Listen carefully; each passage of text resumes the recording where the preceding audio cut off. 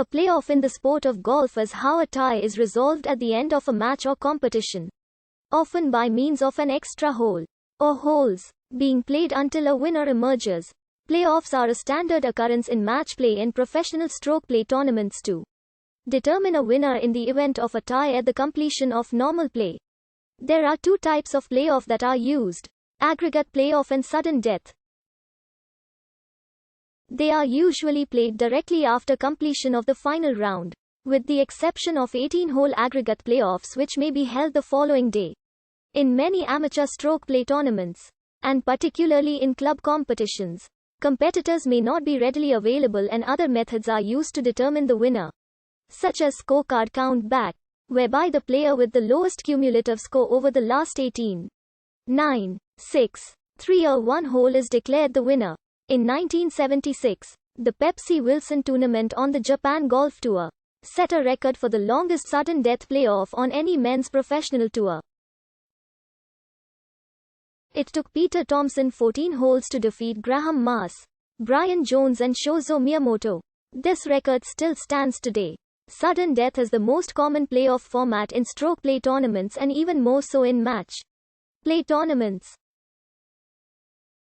The tied participants play one extra hole at a time, with those still tied for the lowest score moving on to the next hole until a winner has been determined. All regular PGA Tour and European Tour tournaments use this system th-hole. In the increasingly rare case of a 36-hole match, many supporters, including veteran golfer Kenny Perry, support this type of play, feeling that it is best to let momentum decide the match.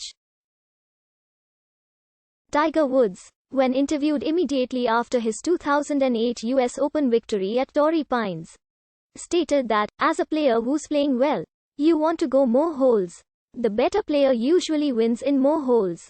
That's how I've always approached it.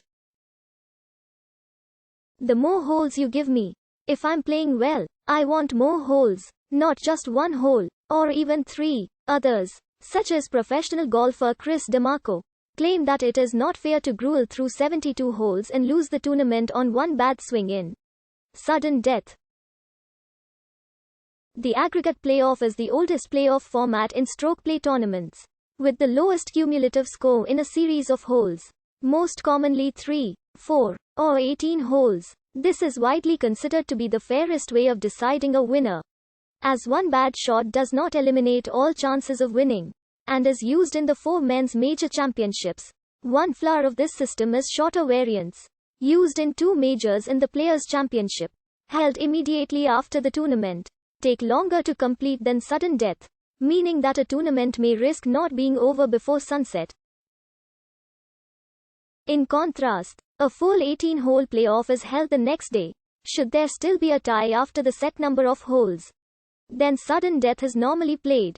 The 4 men's majors originally used an 18-hole, and the US Senior Women's Open. The Masters tournament used the 18-hole format until 1976. The first playoff in the Masters in 1935 was contested over 36 holes, when Gene Sarazen overcame Craig Wood. The Open Championship was the first major tournament to adopt the shortened aggregate playoff system when a 4-hole playoff was introduced in 1985. However, it was not invoked until Mark Calcavecchia, Greg Norman and Wayne Grady tied at Royal Troon in 1989. Calcavecchia came out on top to win his only major title. Since 2000, the PGA Championship has made use of a 3-hole playoff. Having previously used sudden death, 3-hole playoffs were expected to be used in the 2016 Summer Olympics if there were a tie in medal positions, but were not necessary.